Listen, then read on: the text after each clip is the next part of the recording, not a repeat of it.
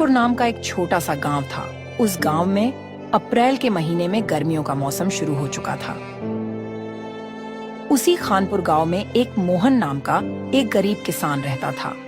उसके घर में उसकी पत्नी राधिका और एक छोटा सा बेटा आर्यन था।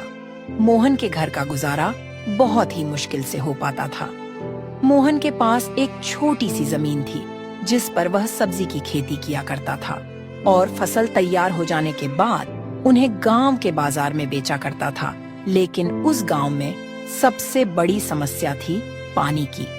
मोहन को पानी के लिए गांव के मुखिया जग्गू लाल पर निर्भर रहना पड़ता था, क्योंकि मोहन के पास अपना कोई कुआं नहीं था। वह अपने खेतों की सिंचाई जग्गू लाल के कुआं के पानी से किया करता था। हालांकि इस बार गर्मी इतनी तेज हो गई थी कि सभी का जीना मुश्किल हो गया था। फिर भी मोहन अपने मेहनत से अपने परिवार का गुजारा करता था। सब्जियां ले लो, सब्जियां ले लो, ताजी ताजी सब्जियां ले लो। गर्मी बहुत पड़ रही है, सभी लोग हरी सब्जियां खाओ, स्वस्थ रहो। अरे मोहन बेटा, कैसे हो? घर में सब ठीक तो है ना? और आर्यन बेटा कैसा है? हाँ चाचा, मैं ठीक हूँ। घर में भी सब ठीक है और आर्यन भी बिल्कुल ठीक है। बोलिए चाचा, क्या चाहिए आपको? बिल्कुल ताजी ताजी सब्जियां हैं, अभी अभी खेत से तोड़कर लाया हूँ। बोलिए क्या बांध दूँ आपके लिए? मोहन बेटा, मेरे लिए 1 किलो भिंडी, 1 किलो लौकी, 1 किलो खीरा दे दो। बहुत गर्मी है, लगता है कि जान ही चली जाएगी। इसी तरह हरा हरा ताजा खीरा खाऊंगा तो शरीर स्वस्थ रहेगा। ठीक है चाचा, अभी बांध देता हूँ। ठीक है बेटा, अपना ख्याल रखना। गर्मी बहुत ज्यादा है और बच्चों को बाहर मत निकलने देना। बाहर बहुत लू चल रही है। इस समय लोगों की तबीयत बहुत खराब हो रही है। ठीक है चाचा, आप भी अपना ध्यान रखना और चाची को मेरा नमस्ते कहना। मोहन सतपाल चाचा को सब्जी दिया। फिर सतपाल चाचा वहाँ से चले जाते हैं। कुछ देर के बाद मोहन की सारी सब्जी खत्म हो गई। फिर वह अपने घर की ओर चल दिया।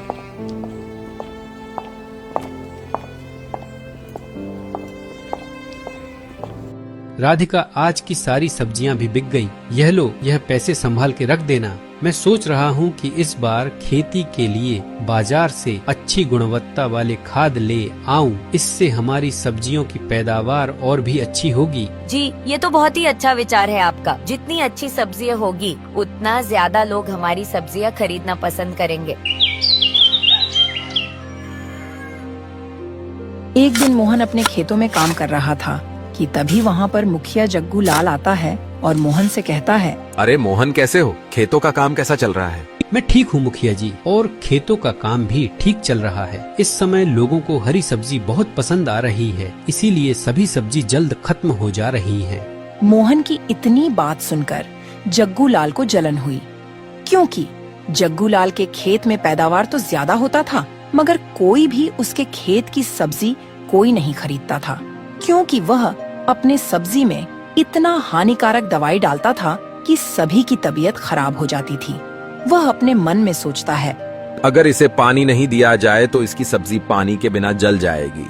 फिर गांव में मेरी ही सब्जी बिकेगी, क्योंकि पूरा गांव में सिर्फ मेरा ही एक कुआं बचा है। यह बात सोचकर जग्गू लाल ने मोहन से बोला, मैं यह कह रहा था मोहन कि मैं तुम्हें बहुत सालों से अपने कुएं से पानी दे रहा हूँ, पर इस साल मैं तुम्हें अब अपने कुएं से पानी नहीं दे पाऊंगा। पर क्यों मुखिया जी, मुझसे कोई भूल हुई है क्या? नहीं मोहन, वह बात नहीं है। दरअसल तुम्हें तो पता ही है ना कि इस साल कितनी गर्मी पड़ रही है। इस साल की गर्मी ने तो सारे साल का रिकॉर्ड ही तोड़ दिया है। मेरे कुएं का पानी दिन प्रतिदिन सूखते जा रहा है, और अगर ऐसे में मैं तुम्हें भी पानी देता रहा तो आगे आने वाले दिनों में मेरे खुद के लिए भी पानी नहीं बचेगा। इसलिए मैं अब तुम्हें पानी नहीं दे पाऊंगा। आप मेरे साथ ऐसा क्यों कर रहे हैं मुखिया जी? आप ऐसा मत कीजिए। भला मैं कहाँ से पानी लाऊंगा? इतने सालों से तो आपसे ही पानी ले रहा हूँ, और अगर आपने अब पानी देना बंद कर दिया तो बिना पानी के मेरे खेतों की सारी सब्जियाँ सूख जाएगी। मुखिया जी, आप ऐसा मत कीजिए। देखो मोहन, मैं भी मजबूर हूँ। इस अप्रैल के महीने में ही इतना ज्यादा गर्मी पड़ रही है, फिर अभी तो पूरी गर्मी बाकी है। अप्रैल में ही गर्मी ने सबकी हालत खराब कर दी है। मैं कुछ नहीं कर सकता, तुम अपना देख लो।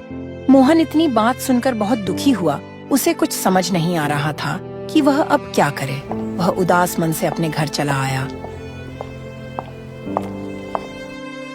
और सारी बात अपने पत्नी से बताया। ये क्या हो गया जी, ये तो हमारे साथ बहुत बुरा हुआ। हे भगवान, अब कौन सी मुसीबत आ गई है। अब हमारे घर का खर्चा कैसे चलेगा जी। बिना पानी के तो हमारी सब्जियां सूख जाएगी। अब हमारी सब्जियां की सिंचाई कैसे होगी। हाँ राधिका, मुझे भी कुछ समझ नहीं आ रहा है। हे भगवान, अब आप ही कुछ करो। सुनिए जी, आप चिंता मत करो। एक बार मैं जग्गू लाल जी से बात करूंगी, देखती हूँ तो शायद हमारी बात मान ले। मगर वह बहुत चतुर इंसान है, वह अपने फायदा के लिए ये सब कर रहा है। मैं जग्गू लाल जी से एक बार बात करके देखती हूँ। यह कहकर राधिका जग्गू लाल से मिलने उनके घर की ओर निकल पड़ती है। प्रणाम मुखिया जी, मुझे मेरे पति जी ने बताया कि आपने हमें कुएं का पानी देने से मना कर दिया है। हाँ राधिका, यह बात सच है कि मैंने मोहन को अपने कुएं का पानी देने के लिए मना कर दिया है और इसकी वजह भी तुम्हें मोहन ने बता दिया होगा। पर मुखिया जी, आप यह तो सोचिए ना कि हम इतने सालों से आपके ही कुएं के पानी से अपने खेतों की सिंचाई करते आ रहे हैं। हमारे पास और कोई दूसरा साधन भी नहीं है। ऐसे में हम पानी कहाँ से ले आएंगे और अपने खेतों की सिंचाई कैसे करेंगे। और कोई अगल बगल कुआं भी नहीं है जिससे सिंचाई कर सके। देखो राधिका, मैंने तुम्हें पानी देने से कभी भी नहीं रोका, मगर इस बार भयंकर गर्मी पड़ने की वजह से मेरे कुएं का पानी सूखकर बिल्कुल कम हो गया है। अगर मैं तुम्हें अपने कुएं का पानी देता रहूंगा तो इस गर्मी में मुझे पानी की बहुत परेशानी होगी। राधिका जग्गू लाल को कुएं का पानी देने के लिए बहुत समझाने की कोशिश करती है, मगर जग्गू लाल नहीं मानता है और फिर राधिका निराश होकर थक हार के अपने घर की ओर निकल पड़ती है। क्या हुआ राधिका, मुखिया जी ने क्या कहा? अजी, मुखिया ने पानी देने से मना कर दिया। वह कह रहे थे अगर मैं तुम्हें पानी देता हूँ तो मुझे गर्मियों में बहुत परेशानी होगी। पानी के बिना हमारे खेत का क्या होगा? राधिका, हमारा सारा खेत तो सूख जाएगा। दोनों पति पत्नी इस बात से बहुत दुखी थे। मोहन को तो आज बिल्कुल अच्छा नहीं लग रहा था। वह बस अपने खेतों के बारे में ही सोच रहा था। सोचते सोचते मोहन को एक विचार आता है। क्यों ना मैं एक कुआं खोदूं? अगर मेरा अपना कुआं रहेगा तो मैं अच्छा से खेती कर पाऊंगा और अपना जीवन गर्मी में भी अच्छा से गुजर हो पाएगा। लेकिन मेरे पास इतने पैसे नहीं हैं कि मैं मजदूर से कुआं खुदवा सकूं। लेकिन मैं सोच रहा हूं अगर कुआं खोदने का काम मैं अकेले ही शुरू कर दूं तो ठीक रहेगा। जी, आपका बहुत अच्छा विचार है, लेकिन अगर हम दोनों ही कुआं खोदेंगे तो इसमें हमें काफी दिन लग जाएंगे। हाँ राधिका, वह तो है, लेकिन और कोई रास्ता भी तो नहीं है और हमारे पास इतने पैसे भी नहीं है कि हम मजदूरों से कुआं खोदवा सके। आप ठीक कहते हैं जी, हम कल से कुआं खोदना चालू कर देंगे। चलो अभी आप आराम करो, तब तक कल का कल देखेंगे। अगले दिन सुबह सुबह वह दोनों खेत की ओर फावड़ा लेकर निकल पड़ते हैं।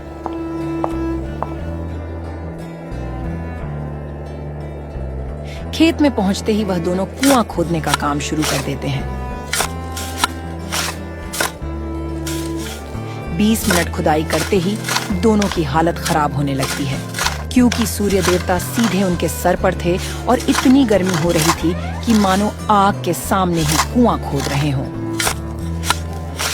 अजी, सुनते हो, इस अप्रैल के महीने में ही इतना ज्यादा गर्मी पड़ रही है। इतनी गर्मी में तो बहुत बुरा हाल हो रहा है।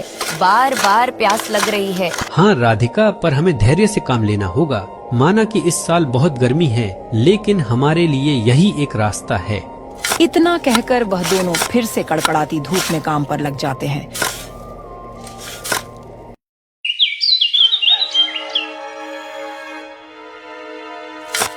उन्हें कुआं खोदते खोदते 2 हफ्ते गुजर गए, मगर कुआं का खुदाई का काम अभी तक पूरा नहीं हुआ। एक दिन मोहन अपने खेत में जाता है, देखने की खेत का कैसा हाल है। वह खेत जा ही रहा था कि रास्ते में उसे गांव का एक किसान मिल जाता है। उसका नाम हरिलाल था। अरे भाई मोहन, तू इतनी गर्मी में कहाँ जा रहा है? मौसम विभाग का चेतावनी नहीं सुने हो क्या? मौसम विभाग ने कहा है कि कोई भी गांव का आदमी दोपहर को घर से बाहर न निकले, नहीं तो लूह लग जाएगी, तो दस्त और उल्टी होने का संभावना हो जाएगी। बाहर इतनी गर्म लूह चल रही है और तू पता नहीं कहाँ जा रहा है। अरे हरीलाल भाई, क्या बताऊं, मैं 2 हफ्ते से कुआं खोद रहा हूँ। मुझे टाइम ही नहीं मिल रहा है खेत देखने को। और तो और मुखिया जग्गू लाल भी अब कुएं से पानी देने को मना कर दिया है। लगता है कि इस बार मेरी सारी मेहनत जल जाएगी, क्योंकि मैंने बहुत अच्छी फसल लगाई थी, पर लगता है कि पानी के बिना सब नष्ट हो जाएगा। इतना कहकर मोहन अपने खेत में गया। वह खेत को देखकर बहुत निराश हो गया। फसल सूखने की कगार पर हो गई थी। इतनी गर्मी में उसे कुछ समझ नहीं आ रहा था कि अब वह क्या करे। वह निराश होकर घर पर आया और घर में आकर अपनी पत्नी को देखता है तो उसके पैरों से जमीन खिसक गई, क्योंकि उसकी पत्नी की तबीयत बहुत ज्यादा खराब हो गई थी। उसे गर्मी का लूह लग गया था। उसका बेटा आर्यन उसे बेना डोला रहा था। राधिका, तुम्हें क्या हो गया है? तुम चिंता मत करो, मैं तुम्हें अभी दवा लेकर आता हूँ। तुम आराम करो। और आर्यन बेटा, तुम अपने मम्मी को बिना डोलाते रहो, मैं अभी आता हूँ। अजी, आप क्यों परेशान हो रहे हो? मैं ठीक हो जाऊंगी। आप इतनी गर्मी में बाहर मत जाओ, बाहर तेज गर्म लू चल रही है। नहीं राधिका, मैं जा रहा हूँ, अभी डॉक्टर को लेकर आता हूँ। तुम चिंता मत करो, मैं जंगल के रास्ते जाऊंगा डॉक्टर को लाने। जंगल के रास्ते जाऊंगा तो जल्दी पहुँच जाऊंगा। तुम अपना ख्याल रखना, मैं अभी आता हूँ। इतना कहकर मोहन डॉक्टर के पास जंगल के रास्ते जाने लगता है। धूप इतनी प्रचंड की थी कि मानो शरीर ही जल जाती। मोहन सुनसान रास्ते से जा रहा था। दोपहर का समय था, कहीं भी कोई इंसान और जानवर का नामो निशान नहीं था। तभी मोहन को एक वृद्ध साधु बेहोशी के हालत में जमीन पर पड़े हुए मिले। मोहन घबराकर साधु महाराज से बोलने का प्रयास किया। बाबा, क्या आप ठीक हो? पानी, कोई मुझे पानी पिला दो, गला सूख गया है। मोहन साधु को पानी मांगते देख असमंजस में पड़ जाता है कि उधर उसकी पत्नी की हालत खराब है। अगर समय से डॉक्टर को नहीं ले गया तो उसकी पत्नी राधिका का इलाज नहीं हुआ तो उसकी हालत और बिगड़ जाएगी। पर वह साधु बाबा को भी इस हालत में छोड़ नहीं सकता था। वह तुरंत फैसला लिया कि साधु बाबा के लिए कहीं से पानी लेकर आए। वह साधु के बगल में पड़ा मटका उठाता है और जंगल में पानी की तलाश में निकल जाता है।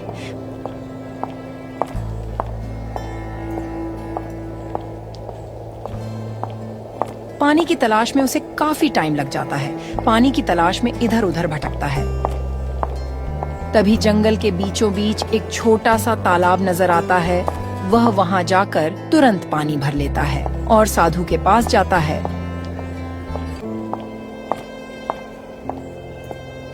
साधु के पास जाकर उन्हें पानी पिलाता है। पानी पीने के बाद साधु को पूरी तरह से होश आता है। धन्यवाद बेटा, यह तुम्हारा एहसान मैं कभी नहीं भूलूंगा। अगर तुम सही टाइम पर नहीं आते तो मेरी जान ही चली जाती। धन्यवाद की कोई बात नहीं है बाबा। एक इंसान के काम नहीं आया तो इंसानियत किस काम की? वैसे बाबा, आप इतनी गर्मी में इस जंगल में क्या करने आए थे? बेटा, मैं पहाड़ी इलाका के गुफा में तपस्या करता हूँ। इस बार बहुत गर्मी है तो पानी की तलाश में मैं इधर आया था। पानी की तलाश करते करते मुझे पानी नहीं मिला और गर्मी के कारण प्यास लगी थी। इसी कारण मैं यहाँ बेहोशी की हालत में जमीन पर गिर गया। ठीक है बाबा, आप अपना ख्याल रखना, मैं चलता हूँ, मुझे बहुत जरूरी काम है। बेटा, तुम इतना जल्दी में क्यों हो और तुम बहुत परेशान लग रहे हो, क्या बात है? साधु बाबा के पूछने पर मोहन सारी बात बताता है कि कैसे जग्गू लाल अपने कुआं से पानी भरने से रोक दिया है और उसकी फसल सूख रही है और उसकी पत्नी की हालत खराब है। साधु इतनी बात सुनकर मोहन से बोले, बेटा, तुम तो परेशानी में हो, फिर भी तुमने मेरे लिए कठिनाई उठाई। बेटा, ये घड़ा तुम अपने घर ले जाओ, तुम्हारे बुरे वक्त में काम आएगा। तुम इससे जो मांगोगे वह तुम्हें मिल जाएगा और इसमें का पानी तुम अपने पत्नी को पिला देना, उसकी तबीयत बिल्कुल सही हो जाएगी और तुम मजबूर इंसान की सहायता करना तुम्हारा भला होगा। मोहन घड़ा लेकर वहाँ से अपने घर की ओर चल देता है। घर आते आते शाम हो जाती है। घर जाकर देखता है कि उसका छोटा बेटा अपनी माँ को बेना डोला रहा था। यह देखकर मोहन का दिल पसीज जाता है। क्या हुआ जी? डॉक्टर साहब नहीं मिले क्या? फिर मोहन अपने पत्नी को सारी बात बताता है और घड़ा से पानी लेता है और राधिका को पानी पिला देता है। फिर अगले दिन राधिका बिल्कुल सही हो जाती है। राधिका और मोहन फिर से कुआं खोदने लगते हैं। तभी मुखिया जग्गू लाल वहां आता है और उन दोनों का मजाक उड़ाता है। अरे मोहन, तू क्यों इस फालतू के कुएं में अपना टाइम बर्बाद कर रहा है? इतनी गर्मी में इस कुएं से पानी थोड़ी ना आएगा। पानी का लेवल बहुत कम हो गया है। मुखिया जी, मैं कोशिश कर रहा हूँ, शायद मेरी मेहनत रंग लाए तो मेरा हमेशा हमेशा के लिए पानी की दिक्कत खत्म हो जाएगी। जग्गू लाल मोहन का बात सुनकर वहाँ से चला जाता है। अगले दिन मोहन कुआं को पूरा खोद डालता है, मगर पानी का एक बूंद भी नहीं निकलता है। वह दोनों पति पत्नी यह देखकर निराश हो जाते हैं। अब क्या होगा जी? इतनी मेहनत करने के बावजूद भी इस कुआं से पानी नहीं निकल रहा है। अब क्या होगा? हाँ राधिका, लगता है कि हमारे नसीब में पानी नहीं है। अब तो हमारी फसल भी सूख जाएगी। दोनों पसीने से लथपथ निराश होकर बैठे थे कि तभी मोहन को साधु की बताई हुई बात याद आ जाती है। अरे राधिका, मुझे साधु बाबा ने जो घड़ा दिए है, वह घड़ा हमारे बुरे वक्त में सहायता करेगा। वह घड़ा घर में से तुरंत लेकर आओ। मोहन की इतनी बात सुनकर राधिका तुरंत घर के अंदर गई और घड़ा को लेकर आई। फिर मोहन घड़े से बोलता है, हे घड़ा महाराज, हमारे कुएं में पानी भर दो। घड़े को इतना बोलते ही घड़े से बहुत सारा पानी निकलने लगता है। पानी इतना निकलता है कि सारा कुआं पानी से लबालब भर जाता है। यह सब देखकर दोनों पति पत्नी बहुत खुश हुए।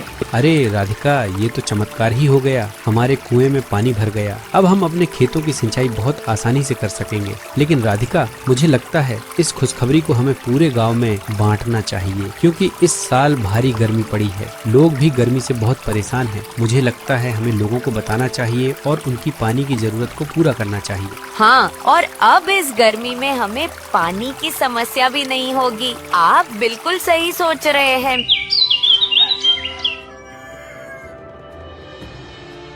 मोहन अपने कुएं की बात पूरे गांव वालों को बताता है।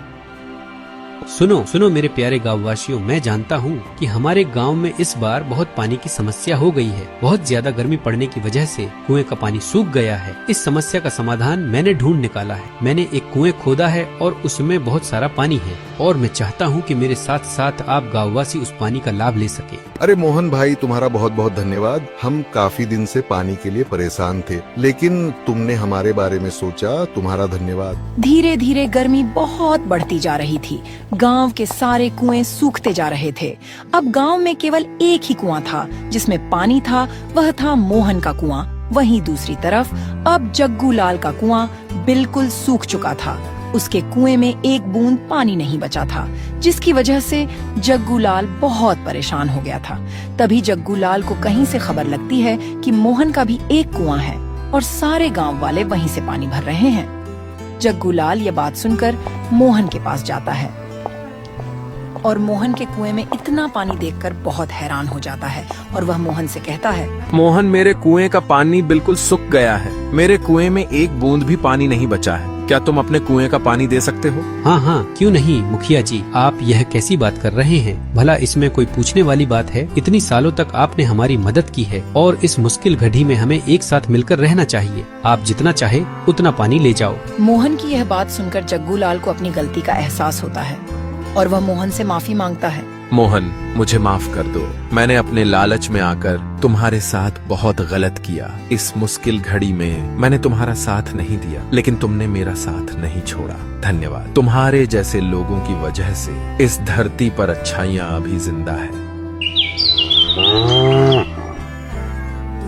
कुछ दिन के बाद मोहन अपने खेत में खूब मेहनत करता है और सब्जी बेचता है और सभी गांव के लोग खुशी खुशी जीवन बिताने लगते हैं। तो हमें इस कहानी से यह सीख मिलती है कि हमें हर मुश्किल घड़ी में किसी न किसी की मदद करना चाहिए और अच्छे कर्म का अच्छा फल हमें हमेशा मिलता है। धर्मपुर नाम का एक छोटा सा गांव था जहां हर तरफ हरियाली थी। गांव के बीच में एक विशाल बरगद का पेड़ था जिसकी छाया में बच्चे खेलते, बूढ़े आराम करते और यात्री थकान मिटाते थे। गांव के चारों ओर घने जंगल थे जहां से ठंडी हवाएं आती और मौसम सुहाना रहता था। लेकिन कुछ समय पहले गांव का लालची प्रधान ने अगल बगल के सारे बड़े बड़े पेड़ को कटवाकर बेच दिया और जंगल कटने से बहुत सारे जीव जंतु मर गए। चारों ओर अफरा तफरी हो गई और पूरा जंगल त्राही त्राही हो गई।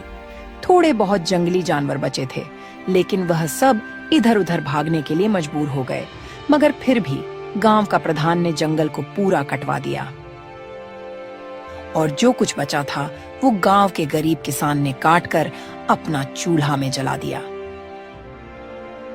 उस साल गर्मी असहनीय हो गई और बाग बगीचा सब बंजर हो गया। तापमान 50 डिग्री से ऊपर पहुंच गया और हर दिन सूरज जैसे आग बरसाता था। नदी सूख गई, कुएं सूख गए और जमीन फटने लगी। लोगों को पानी के लिए मीलों दूर जाना पड़ता था और बारिश का कोई नामो निशान नहीं था, क्योंकि पेड़ कट जाने के कारण मानसून बन ही नहीं रहा था। गांव के एक कोने में जोखन नाम का एक गरीब मजदूर अपनी पत्नी राधिका और एक छोटा बेटा रूपेश के साथ एक टूटी फूटी झोपड़ी में रहता था। माँ, बहुत गर्मी लग रही है, यहाँ तो सांस भी नहीं लिया जा रहा है। बेटा मैं क्या करूँ, ये तो भगवान का प्रकोप है। हमारे पास न पंखा है न कूलर, बस भगवान ही हमारी मदद कर सकता है। तभी जोखन बाहर से आया। उसका चेहरा पसीने से लथपथ था। राधिका, मुझे थोड़ा ठंडा पानी दो, बहुत जोर की प्यास लगी है, गला सूख सा गया है। पानी कहाँ से लाऊं जी? गांव के कुआं में भी पानी खत्म हो गया है और तालाब भी सूख चुका है और नल तो 2 महीना पहले से ही बंद पड़ा है। जोखन मायूस होकर बैठ गया। उसकी आंखों में चिंता थी। वह मजदूरी करके अपने परिवार का पेट भरता था, लेकिन गर्मी की वजह से काम भी कम मिल रहा था। इधर गांव के प्रधान भानु प्रताप का बड़ा सा मकान था। उनके आंगन में कूलर और पंखे लगे थे। उसका लड़का जग्गू अपने दोस्त के साथ ठंडी लस्सी पी रहा था। वाह, गर्मी कितनी भी हो हमारे लिए कोई फर्क नहीं पड़ता, ये लस्सी पीकर तो मजा ही आ गया। हाँ जग्गू भाई, तुम सही कह रहे हो, इतनी गर्मी में तो लस्सी पीने का मजा ही कुछ और है। इधर गांव के गरीबों की तरफ कोई ध्यान नहीं देता था। वे पसीने से लथपथ मजदूरी करते थे, लेकिन उनके लिए कोई राहत नहीं थी। तभी गांव का एक गरीब किसान सुक्खू भगवान से प्रार्थना करता है, हे भगवान, कुछ तो रहम करो हम गरीब पर। कब तक हम गरीब लोग इतनी गर्मी सहन करेंगे? अब तो सभी जगह भी पानी खत्म हो गया है। इस गांव में सबसे बड़ी मुसीबत थी कि इतनी गर्मी में कहीं भी पानी नहीं बचा था। सारे तालाब और कुएं सूख गए थे और पानी के बिना सभी का बुरा हाल था। पूरे गांव भर में इस बात को लेकर चर्चा हो रही थी। अरे रामू बेटा, इतनी गर्मी में तो जीना मुश्किल हो गया है और ऊपर से हमारे गांव में पानी भी नहीं है। हमें दूर दूर से पानी लाना पड़ता है। हाँ काका, तुम ठीक कह रहे हो। हमारे गांव में पानी नहीं है और गर्मियाँ भी खूब तेज पड़ रही हैं। लगता है इस बार गर्मी हम सबकी जान लेकर ही मानेगी। तभी वहाँ से जोखन गुजर रहा था। जोखन उन लोगों की बात सुनकर उनके पास जाता है और उनसे कहने लगता है, देखो काका, हम सबको तो पता ही है कि अभी कितनी गर्मी पड़ रही है और हमारे गांव में पानी भी खत्म हो गया है। हम सभी को दूर दूर से पानी लाना पड़ता है। हम सबको मिलकर इस समस्या का समाधान खोजना चाहिए, नहीं तो हमारे बच्चे अभी बहुत छोटे छोटे हैं, वह इतनी गर्मी सहन नहीं कर पाएंगे, उनकी तो जान ही निकल जाएगी। हाँ जोखन, तुम कह तो ठीक रहे हो, लेकिन पहले ये सोचो कि हम सब इतने गरीब हैं कि हमारे पास 2 टाइम खाने के लिए रोटियां तक भी नहीं है। तो हम इस समस्या का समाधान कैसे करेंगे? गांव के सभी अमीर लोग अपने घर में बैठकर कूलर और पंखे का मजा ले रहे हैं। वे सब तो हमारे बारे में कुछ सोचते भी नहीं हैं। हाँ काका, तुम सही कह रहे हो। हमारे गांव के अमीर लोग हमारे बारे में कुछ सोच ही नहीं रहे हैं। उन्हें क्या परवाह, वे तो आराम से अपने घरों में पंखे और कूलर का मजा ले रहे हैं और हम बेचारे गरीब लोग इतनी गर्मी में भटक रहे हैं। ऊपर से तो कहीं पानी भी नहीं मिल रहा है। इसी तरह कई दिन बीत गया। धर्मपुर की गलियां तप रही थीं। गांव में एक पुराना सा हैंडपंप गांव के बीचों बीच था, परंतु उससे कई दिनों से पानी की एक बूंद भी नहीं निकली, क्योंकि गांव का पानी का लेवल बहुत नीचे चला गया था। कुआं का जलस्तर नीचे चला गया था। इस गांव के लोग त्राही त्राही कर रहे थे, तो दूसरी ओर प्रधान भानु प्रताप जैसे कुछ प्रभावशाली लोग अपने निजी साधनों के बल पर अपनी सुविधाएं बरकरार रखे हुए थे। कुछ दिन के बाद सुक्खू का बेटा शहर से पढ़कर छुट्टी में गांव आया। उसका नाम अर्जुन था।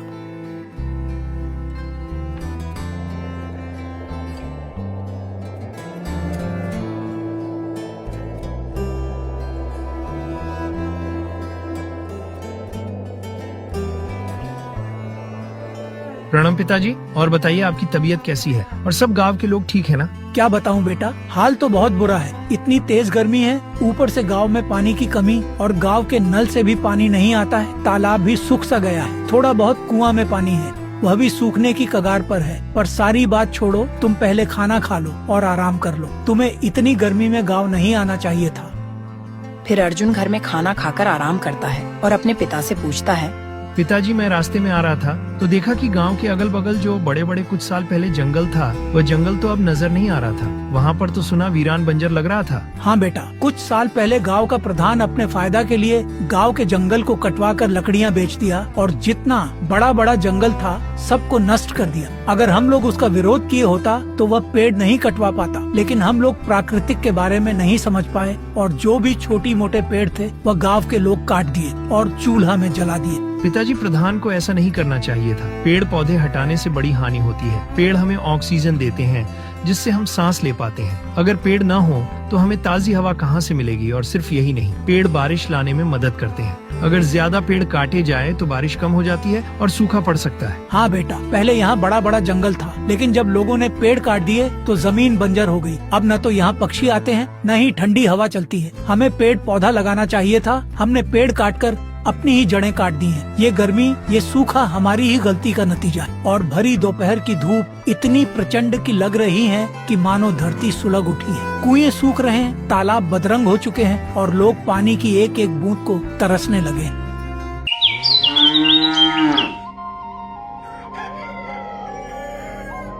अगले दिन अर्जुन गांव के चौपाल के पास जाता है, जहां गांव के बड़े बुजुर्ग गर्मी में बैठते थे। वहां जाकर अर्जुन जोखन से कहता है, देखो चाचा जी, जैसे कि आप लोग जानते ही हैं कि गर्मी, पानी और बरसात की समस्या गांव में बढ़ती जा रही है। क्या आप लोगों को मालूम है कि इतनी तेज तपती गर्मी किस कारण हो रही है? अरे अर्जुन, यह सब भगवान का प्रकोप है। भगवान हमें मारना चाहते हैं, इसीलिए इतनी गर्मी है और बारिश नहीं हो रही है। और क्या कारण हो सकता है? नहीं चाचा, यह सब प्रकृति का प्रकोप है, न कि भगवान का। आप लोग और गांव के प्रधान की वजह से इस प्रकार का संकट आया है। अगर आप लोग जंगल का पेड़ काटने से रोका होता तो यह दिन आज हमें नहीं देखना पड़ता। क्या तुमने कभी सोचा है कि अगर पेड़ नहीं रहेंगे तो क्या होगा? यह बात सुनकर वहाँ के सभी लोग चौंक जाते हैं और आश्चर्य से भोला बोला, अरे अर्जुन, तुम कहना क्या चाहते हो? साफ साफ बोलो, हमें कुछ समझ नहीं आ रहा है। क्या आप लोगों को नहीं लगता है कि पेड़ पौधे काटने से बड़ी हानि होती है? पेड़ हमें ऑक्सीजन देते हैं जिससे हम सांस ले पाते हैं। अगर पेड़ न हो तो हमें ताजी हवा कहाँ से मिलेगी? और सिर्फ यही नहीं, पेड़ बारिश लाने में मदद करते हैं। अगर ज्यादा पेड़ कट जाए तो बारिश कम हो जाती है और सूखा पड़ जाता है। यही गलती आप लोग से हुआ है। कुछ साल पहले गाँव के अगल बगल पेड़ कट गए, इसीलिए सूखा पड़ा है और बारिश नहीं हो रही है। हाँ, मुझे भी ऐसा लग रहा है, क्योंकि जब से पेड़ कटे हैं तब से दिन पर दिन बरसात कम होती जा रही है और गर्मी बढ़ती जा रही है। कुछ लोगों को यह बात अच्छी लगी, लेकिन कुछ लोगों को मजाक लगा कि यह अर्जुन शहर से पढ़ लिख कर गाँव आया है, इसीलिए यह पेड़ पौधे के बारे में बात कर रहा है, क्योंकि शहर में पेड़ पौधे नहीं मिलते हैं। कुछ दिन बीतने के बाद प्रधान का एक और चालाकी सामने आती है। अर्जुन, गांव का प्रधान तो बस अपने फायदे की सोचने में लगा रहता है। कुछ लोग कह रहे हैं कि वो किसी ठेकेदार के साथ मिलकर पानी का टैंकर ऊंचे दामों पर बेचना चाहता है। अर्जुन को यह सुनकर झटका लगा। वह सोचने लगा कि इसी तरह रहा तो गांव लूट लिया जाएगा। इसी विचार से वह प्रधान के घर की ओर चल पड़ा।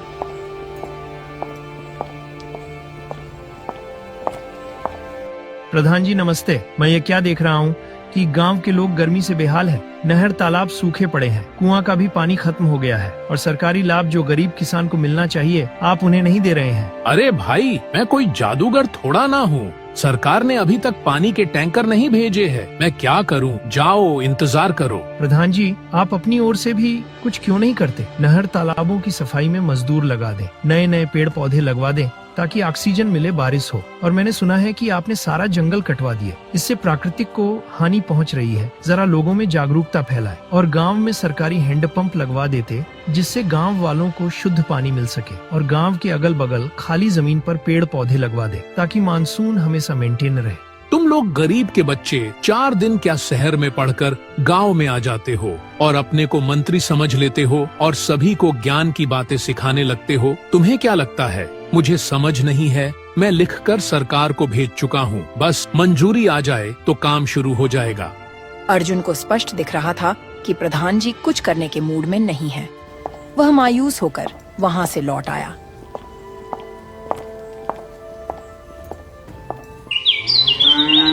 कुछ दिन बाद गांव में एक वृद्ध साधु वासुदेव आए। वह पसीने से बेहाल थे, उनके चेहरे पर गहरा तेज और वाणी में अद्भुत शांति थी। वह इतनी तपती धूप में भी लोगों को अच्छी राह और लोगों को जागरूक करने के लिए गांव-गांव में इतनी गर्मी में भी घूम रहे थे। वह सबसे पूछते फिर रहे थे, यहाँ का पानी इतना दूषित क्यों हो गया है? क्या मुझे साफ पानी मिल जाएगा क्या? मुझे बहुत तेज प्यास लगी है, कंठ सूख सा गया है। अर्जुन ने जब साधु को देखा तो बातचीत की और पानी दिया। साधु ने कई जगहों की यात्रा की थी। वह जानते थे कि सूखा सिर्फ प्रकृति का कोप नहीं, मानव निर्मित समस्याओं का भी नतीजा है। बेटा, मैंने कई जगह देखा जहाँ लोग खुद मिलजुल कर जल स्रोतों की देखभाल करते हैं, पेड़ पौधे लगाते हैं। वहाँ सूखे में भी गुजर बसर हो जाता है। तुम्हें भी आपसी मतभेद भूलकर कुछ बड़े कदम उठाने होंगे। लेकिन बाबा, हमारे गांव का प्रधान कुछ नहीं कर रहा है। बिना प्रशासनिक सहयोग के कैसे हम कोई कदम उठा सकते हैं? बेटा, प्रशासन का सहयोग जरूरी है, पर अगर वह न भी मिले तो खुद का सहयोग बड़ा होता है। एकता और मेहनत से तुम गाँव वाले पेड़ लगा सकते हो। जब तक पेड़ नहीं लगाओगे तब तक तुम्हारा कुछ नहीं हो सकता। अगर पेड़ लगा दोगे तो मानसून बनेगा और बारिश होगी। जब बारिश होगी तब यह तपन भी कम होगा और पानी की कमी भी खत्म हो जाएगी। साधु की यह बात सुनकर अर्जुन की जिज्ञासा और बढ़ी। वह गांव वालों को समझाता है, देखो जोखन चाचा और रामू चाचा, आप सबको क्या लगता है कि हम कब तक हाथ पर हाथ रखकर बैठे रहेंगे? हमारे पास पानी की समस्या बहुत है, बारिश भी नहीं हो रही है। हम सबको मिलकर जितना जंगल कटा हुआ है वहाँ पर बहुत सारा पेड़ लगाना होगा, तभी हमें इस गर्मी से राहत मिलेगी। अरे अर्जुन, तुम्हें क्या लगता है कि सारा बंजर जमीन पर पेड़ लगाना इतना आसान है? इतना सारा पेड़ लगाने में कितनी मेहनत और कितने दिन लगते हैं तुम्हें शायद मालूम नहीं है। फिर पेड़ लगाकर क्या फायदा? पेड़ तो 1 साल बाद बढ़ेगा, तब तक हम गर्मी से मर जाएंगे। अरे नहीं, ऐसी बात नहीं है। अगर हम लोग मिलकर पेड़ लगा दिया तो आने वाली मानसून में थोड़ी बहुत बारिश तो होगी ही। अगर थोड़ा भी बारिश हो जाएगी तो सारा पेड़ हरा भरा हो जाएगा। फिर अगले साल हमारे गांव में इतनी गर्मी नहीं होगी। फिर टाइम टाइम से बारिश होने लगेगी और मौसम ठंडा हो जाएगा। देखो अर्जुन, इतनी लंबी लंबी हाँकने की कोई जरूरत नहीं है। पेड़ लगाने से कुछ नहीं होगा। रामू और गांव वाले अर्जुन की बात को नहीं मानते हैं और अर्जुन की बात को मजाक में लेते हैं और फिर अर्जुन चुपचाप उदास मन से अपने घर चला जाता है। गर्मी इतना ज्यादा थी कि धूप में ठीक से चला भी नहीं जा रहा था। अर्जुन का उदास चेहरा जब उसका पिता सुखू ने देखा तो उससे बोले, अरे बेटा, तुम इतना उदास क्यों हो? क्या हुआ? अरे पिताजी, क्या बताऊं, इतनी गर्मी पड़ रही है, ऐसा लग रहा है कि जैसे जान ही निकल जाएगी। और तो और मैं गांव के कुछ लोगों को पेड़ लगाने की बात की, लेकिन उन्होंने साफ साफ मना कर दिया। अरे बेटा, तुम्हें तो मालूम ही है कि पेड़ लगाने में कितनी मेहनत और कितना समय लगता है, और इतनी गर्मी में इतनी मेहनत कौन कर पाएगा? हाँ पिताजी, मुझे मालूम है कि पेड़ लगाने में बहुत मेहनत और बहुत ज्यादा समय लगता है, लेकिन क्या करेंगे, हमारे गांव के जितने भी अमीर लोग हैं वह सब तो अपने घर में बैठकर कूलर और पंखे का मजा ले रहे हैं और हम सब गरीब लोग इतनी गर्मी से लड़ रहे हैं। इधर जोखन गर्मी से परेशान होकर अपने घर के बाहर एक पेड़ के नीचे बैठकर सोच रहा था, हे भगवान, हम गरीब क्या करें? गर्मी ने तो जीना हराम कर दिया है। तभी जोखन के पास भोला आया और जोखन को उदास देखकर बोला, भाई जोखन, तुम इतनी गर्मी में यहाँ क्या कर रहे हो? भाई, मैं यही सोच रहा हूँ कि अगर हमारे गांव के तालाब में भी पानी होता तो शायद हम सबको दूर गांव में पानी भरने के लिए नहीं जाना पड़ता। हाँ भाई जोखन, तुम ठीक कह रहे हो। और तो और हमारे गांव के किसी भी कुएं में पानी नहीं है। देखो भाई, हम सबको कुछ न कुछ करना ही पड़ेगा, नहीं तो हमारे बच्चे गर्मी से मर जाएंगे। इधर अर्जुन पेड़ पौधे की बात से परेशान था कि कैसे वह गांव में पेड़ लगा सके। कोई भी उसका साथ नहीं दे रहा था। क्या हुआ बेटा, तुम इतना निराश क्यों है? अरे पिताजी, मुझे यह गांव की समस्या देखा नहीं जा रहा है। गांव में पेड़ की जरूरत है, मगर मेरी बात कोई नहीं मान रहा है। अरे बेटा, मेरी बात मानो तो कब तक हम इस गर्मी से तड़पते रहेंगे? हमें खुद ही पेड़ लगाना चाहिए। जब तक हम पेड़ नहीं लगाएंगे तब तक गाँव वालों को समझ नहीं आएगी। भले ही उसमें मेहनत और समय लगेगा, अगर हम पेड़ लगाएंगे तो हमें ठंडा ठंडा हवा मिलेगी और प्रकृति सुरक्षित रहेगी। पिताजी, आप ठीक कह रहे हो। आज से ही मैं पेड़ लगाना शुरू कर दूंगा, भले ही मेरी कोई मदद करे या ना करे। अगले दिन से अर्जुन अपने घर से बाहर जाकर छोटे छोटे पेड़ पौधे लगाने लगता है।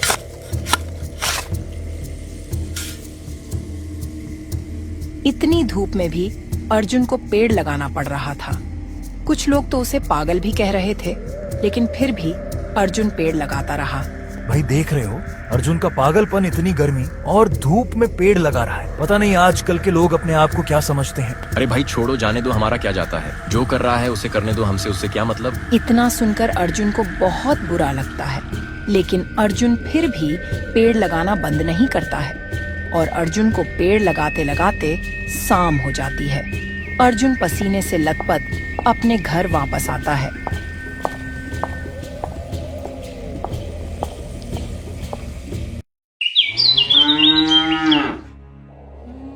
दूसरे दिन गांव के सभी लोग पानी भरने के लिए प्रधान भानु प्रताप के तालाब पर जाने की सोचते हैं। अरे भाई, पानी भरने नहीं चलोगे क्या? अगर तुम्हें भी पानी भरने चलना है तो चलो। अभी सुबह सुबह ज्यादा धूप नहीं है, नहीं तो दोपहर में बहुत तेज धूप हो जाएगी। हाँ, मुझे भी पानी भरने चलना है। मैं भी चलता हूँ, रुको तुम, मैं अभी घर के अंदर से मटका लेकर आऊँ।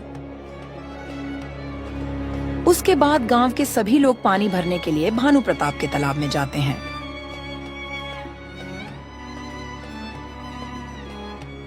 सब लोग पानी भरने ही जा रहे थे कि तभी प्रधान भानु प्रताप आ जाता है और उन सबको पानी भरने से मना करने लगता है। अरे अरे, कौन हो तुम लोग, और तुम सब मेरे तालाब से पानी क्यों भरने जा रहे हो? प्रधान जी, अब की बार बारिश नहीं हुई है और हमारे गांव का तालाब और कुआं सूख गया है। इतनी गर्मी में हमें पीने के लिए पानी भी नहीं मिल रहा है, इसलिए हम सब आपके तालाब में पानी भरने के लिए आए हैं। अरे मूर्खों, तुम सबका दिमाग तो ठीक है ना? अगर तुम सब हमारे तालाब से पानी लेकर जाओगे तो हमारा तालाब भी सूख जाएगा और अभी गर्मियाँ भी 1 महीने तक रहने वाली है। उसके बाद ही कोई मानसून आएगी और बारिश होने की संभावना हो सकती है। तुम लोग मेरे तालाब से पानी मत भरो और यहाँ से चले जाओ। प्रधान जी, ऐसा मत करो। अगर हम सब पानी नहीं ले जाएंगे तो हमारे बच्चे प्यासे ही मर जाएंगे। मुझे कुछ नहीं सुनना। तुम सब सीधी तरह जाते हो कि नहीं? प्रधान की यह बात सुनकर सभी लोग उदास हो जाते हैं और अपने घर वापस लौट आते हैं। किसी को समझ में नहीं आ रहा था कि अब वह क्या करे।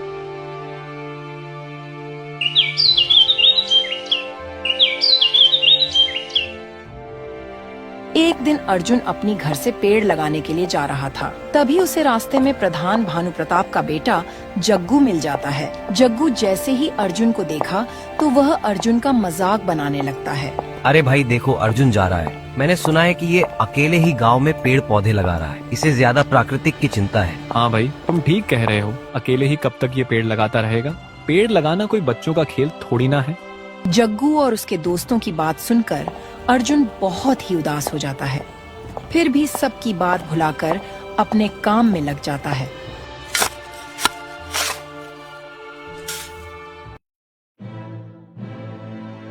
एक दिन एक बूढ़ी औरत अर्जुन को इतनी गर्मी में पेड़ लगाते हुए देखती है तो वह सोचती है, यह अर्जुन इतनी तेज धूप में पेड़ लगा रहा है और इसका फायदा पूरा गांव लेगा। पेड़ लगाने के कई फायदे हैं जो हमारे पर्यावरण, स्वास्थ्य और जीवन शैली पर प्रभाव डालते हैं। मुझे भी अर्जुन के साथ पेड़ लगाना चाहिए।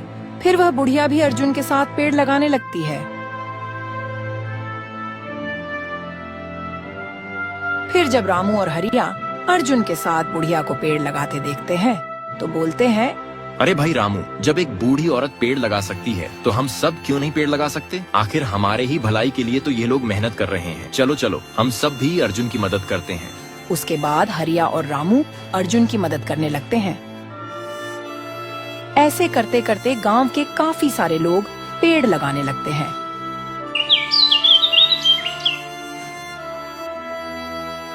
और कुछ ही दिनों में गांव वाले अर्जुन के साथ मिलकर बहुत सारे पेड़ लगा देते हैं।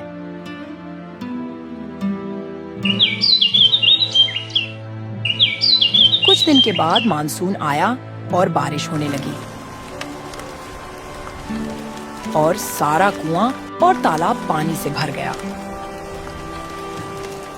गांव के सभी लोग बहुत खुश हो जाते हैं। अर्जुन, तुम बहुत ही मेहनती हो। तुम्हारा बहुत बहुत धन्यवाद। तुम्हारी वजह से ही आज हमारे गांव में बरसात हुई है और पूरा पर्यावरण शुद्ध हो पाया है। नहीं तो हम अमीरों को भी अब परेशानी होने लगी थी, क्योंकि इतनी तेज गर्मी ने तो कूलर पंखा को भी फेल कर दिया था। अब से मैं सभी गांव वालों को हमेशा प्रेरित करता रहूंगा कि जहां भी जगह खाली हो वहां पर पेड़ लगाए और कच्चा पेड़ को कोई न काटे। मुझसे जो गलती हुई उसके लिए मैं प्राकृतिक से क्षमा चाहता हूँ। धर्मपुर गांव के लोग ने सीखा कि पानी की एक एक बूंद अनमोल है और पानी को कभी भी व्यर्थ नहीं बहाना चाहिए। और गर्मी की भयानक मार से बचना हो तो हमें पेड़ पौधे लगाने चाहिए।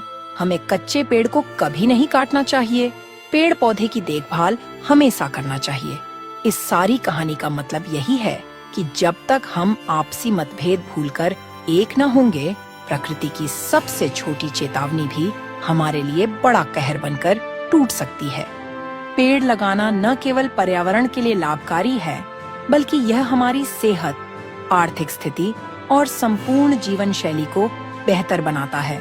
इसलिए हमें अधिक से अधिक पेड़ लगाने चाहिए और दूसरों को भी इसके लिए प्रेरित करना चाहिए। अगर यह कहानी आपको अच्छी लगी हो तो लाइक